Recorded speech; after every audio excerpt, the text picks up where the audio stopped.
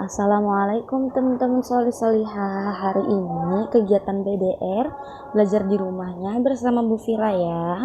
Sebelum kita memulai kegiatan, kita berdoa dulu. Duduk anak soleh, siap? Iya. Doa belajar 1-3. Abata. Bismillahirrahmanirrahim. Raditu billahi rabbah wa bil islami dina wa bi muhammadin nabiyya wa rasulah. Rabbi zidani ilma warzuqni fahma. Allahumma inni as'aluka rizqan thayyiban wa ilman nafi'a wa amalan maqbula. Allahumma aftah lana hikmatak wa syur alaina rahmatak min khazaini rahmatik ya arhamar rahimin. Doa kelancaran berbicara dan zikir pagi. Abata. Bismillahirrahmanirrahim. Rabbishrah li sadri wa yassir li amri wahlul 'uqdatam min lisani yafqahu qawli. Ya Allah, lapangkanlah untukku dadaku, mudahkanlah untukku urusanku, lepaskanlah kekakuan dari lidahku, supaya mereka mengerti perkataanku. Asbahna ala fitratil Islam wa kalimatil ikhlas wa ala dini nabiyyina Muhammadin sallallahu alaihi wasallam wa ala millati abina Ibrahim hanifan musliman wa ma kana minal musyrikin. Iya. Duduk anak soleh, siap. Siapa yang sudah siap kegiatan? Saya. Iya. Kegiatan selanjutnya kita mau bernyanyi Asmaul Husna. Siapa yang sudah hafal? Ya, sekarang kita bernyanyi ya.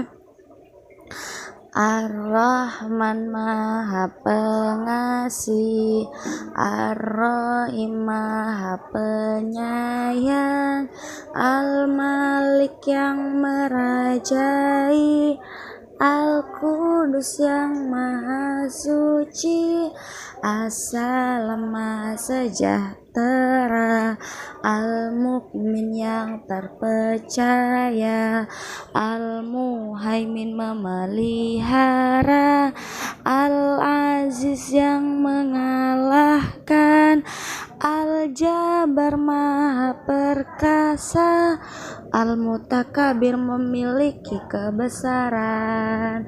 Iya. Kegiatan selanjutnya Bu Vira akan membacakan tentang hadis mengenai aurat. Inna, teman-teman di rumah boleh ikutin ya. Inna nuhina anturo auratina, yang artinya kita dilarang menampakkan aurat kita. Sekali lagi, inna nuhina anturo auratina, yang artinya kita dilarang memperlihatkan atau menampakkan aurat kita. Iya. Selanjutnya Bu Vira mau membacakan tentang kepercayaan Rasulullah Shallallahu Alaihi Wasallam. Gua itu begitu terjal, letaknya sekitar 2/3 bagian atas Bukit Sur. Bebatuan menuju gua itu cukup tajam, namun kedua hamba Allah Subhanahu wa Ta'ala yang saling bersahabat itu terus menapakinya dengan perjuangan tanpa lelah. Akhirnya keduanya tiba juga di dalam gua. Keduanya sedang dalam pengejaran kaum musyrikin Mekah. Mereka tidak tahu bagaimana nasibnya jika tertangkap kaum musyrikin. Mereka hanya berlindung kepada satu-satunya Sang Maha Pelindung, yaitu Allah Subhanahu wa Ta'ala. Termasuk ketika pasukan yang mengejar mereka ternyata sampai juga di mulut gua. Namun sahabatnya mencoba menenangkan. Bagaimana perkiraanmu wahai Abu Bakar, jika ada 2 orang manusia sementara Allah Subhanahu wa Ta'ala menjadi yang ketiga di antara mereka? Janganlah engkau takut dan bersedih hati. Sesungguhnya Allah bersama kita. Ternyata keduanya itu adalah Abu Bakar dan sahabat terbaiknya, yaitu Rasulullah Shallallahu Alaihi Wasallam. Persahabatan mereka rupanya menjadi teladan persahabatan terbaik sepanjang masa. Persahabatan mereka hanya berbalutkan ketauhidan kepada Allah Subhanahu wa Ta'ala. Saat saling mengingatkan sebagai sahabat, landasan mereka hanyalah keimanan yang kokoh kepada Allah Subhanahu wa Ta'ala.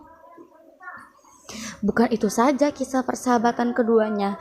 Ibunda Aisyah, putri Abu Bakar sekaligus istri Rasulullah SAW, meriwayatkan ketika itu Rasulullah sedang sakit dan berkata kepada Aisyah, "Panggillah Abu Bakar dan saudara laki-lakimu ke sini. Aku akan menyampaikan sebuah pesan. Aku khawatir akan muncul orang yang berharap, lalu ia berkata bahwa ia lebih berhak. Sesungguhnya Allah Subhanahu wa Ta'ala dan segenap kaum mukmin hanya rela menerima Abu Bakar." Semasa hidupnya Rasulullah SAW tidak pernah mewasiatkan kepada siapapun tentang siapa yang harus menggantikannya. Namun dalam beberapa kesempatan Rasulullah SAW telah memberikan tanda-tanda semua mengarah kepada Abu Bakar. Sebagai contoh, Rasulullah SAW memberi beberapa isyarat dalam setiap perkataannya menjelang akhir hayatnya. Seandainya aku diperbolehkan memilih seorang kekasih selain Tuhanku, maka aku akan memilih Abu Bakar sebagai kekasih. Akan tetapi yang ada adalah persaudaraan dan kasih sayang dalam Islam. Tidak ada satupun pintu yang tersisa di masjid melainkan akan tertutup kecuali pintu Abu Bakar. Sabda Rasulullah SAW. Semasa Rasulullah SAW hidup, Abu Bakar selalu setia di bawah kepemimpinan beliau. Demikian juga dengan seluruh kaum muslim yang menjadi pengikut Rasulullah SAW. Ketika Rasulullah SAW wafat, Abu Bakar menggantikan beliau sebagai sosok yang membawa kaum muslim menuju jalan kebenaran. Setelah melewati beberapa perdebatan, akhirnya kaum muslim bersepakat mengangkat Abu Bakar sebagai khalifah pertama pengganti Rasulullah SAW. Lantas, bagaimana kekhalifahan Abu Bakar dijalankan? Oke, ceritanya sampai di sini. Siapa yang penasaran kisah selanjutnya? Nanti dilanjutkan selanjutnya ya. Oke. Iya, sudah berakhir kegiatan kita. Sebelum berakhir kita nyanyi bersama-sama ya. Abata ilaliko sampai berjumpa lagi. Ilaliko sampai berjumpa lagi. Kita berjumpa karena Allah, kita berpisah karena Allah. Kita berjumpa karena Allah, kita berpisah karena Allah.